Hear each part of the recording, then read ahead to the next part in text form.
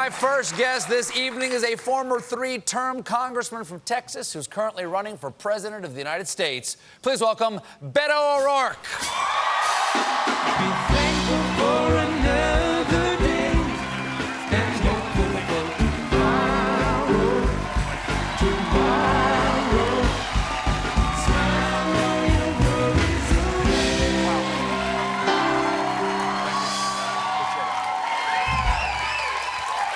Welcome back to the show. Nice to Thank see you for again. having me back. The last time you were here, you were running for Senate in Texas, for the people who don't remember, against Ted Cruz. And you did not win that one. Did not win that one. What made you go, okay, didn't get Senate, let's go for the brass ring here and go for President of the United States? Very exciting campaign. Right. But you did not win that one. Yeah. Does this one seem easier to you? Definitely not. You know, in Texas, we got to be something, or be part of something just extraordinarily special. A state that had been 50th in voter turnout. So it wasn't a red state, it was a non-voting state. Turned out at record levels. Young voter turnout in early voting was up 500%. We won more votes than any Democrat has in the history of the state of Texas. It was very, very close. 2.6%, which in Texas is a Yeah. squeaker. We didn't win our race, but we helped others win their races. Colin Allred, Lizzie Panel Fletcher, both Democrats replacing Republicans, helping to flip the House of Representatives. 17 African-American women.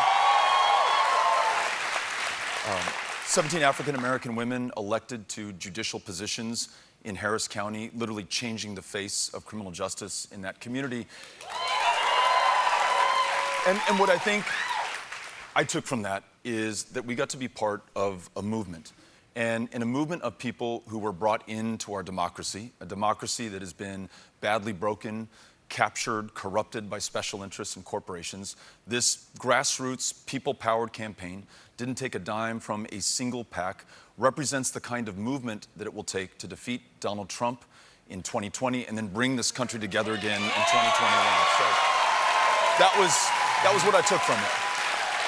Now, there have been some polls, which I'm sure you've seen, that 60% of Texas Democrats want you to run against Senator Cornyn, because he's not particularly popular in Texas right now, and you have a chance of beating him. Why not go for that? You already know how to run for Senate.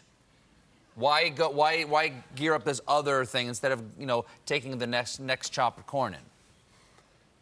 I just think given where we are in this country, this moment of truth on everything that you could care about, will we be up to the challenge of confronting climate change before it's too late?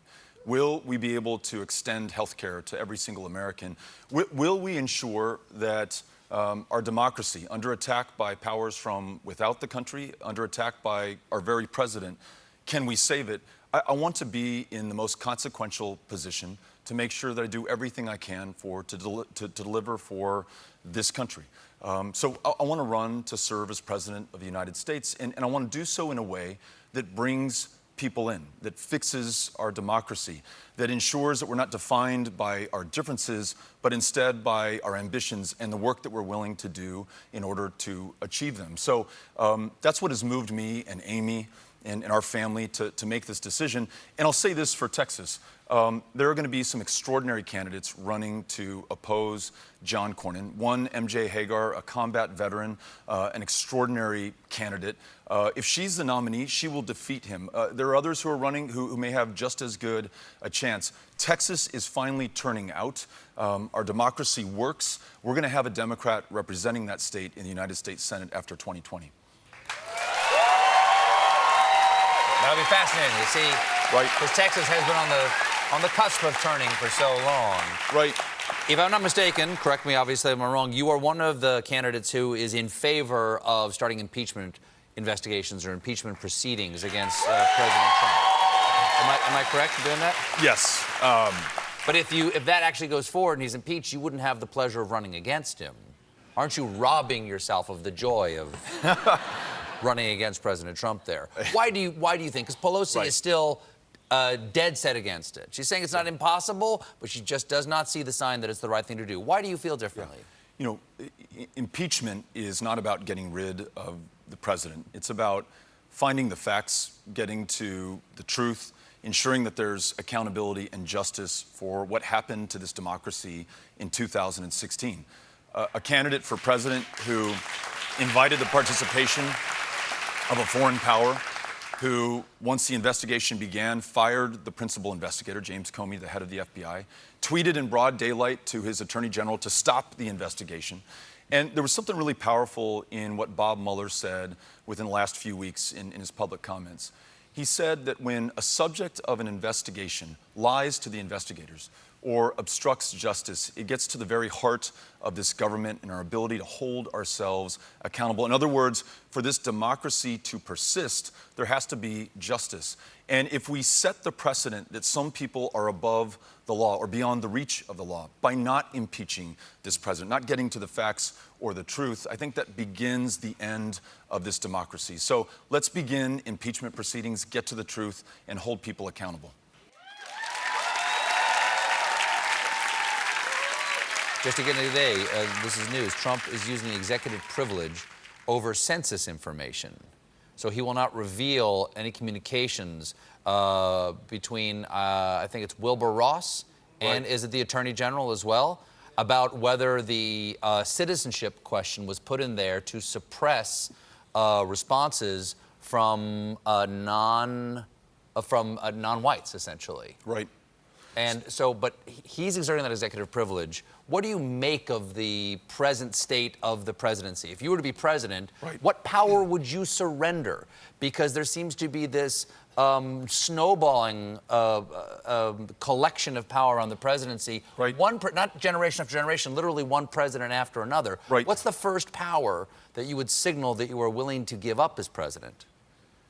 So first of all, let me just say on this census issue, they're predicting that the census is predicting a 6% undercount that will be targeted against non-whites in this country. So Hispanics, African Americans, communities of color. That means less representation and less resources. So we absolutely must get those documents. And then we also must understand that we already have a smoking gun from a Republican strategist who said that he did this to diminish the power of communities of color. That's how we know that this exertion of executive privilege is really to hide something. That's We right. need to see the other half of that communication. That's right. So, look, I've always been about being as accountable and transparent as I possibly can. On the city council for 6 years, held a town hall meeting literally every single week. In Congress, every single month. All comers welcome, no holds barred.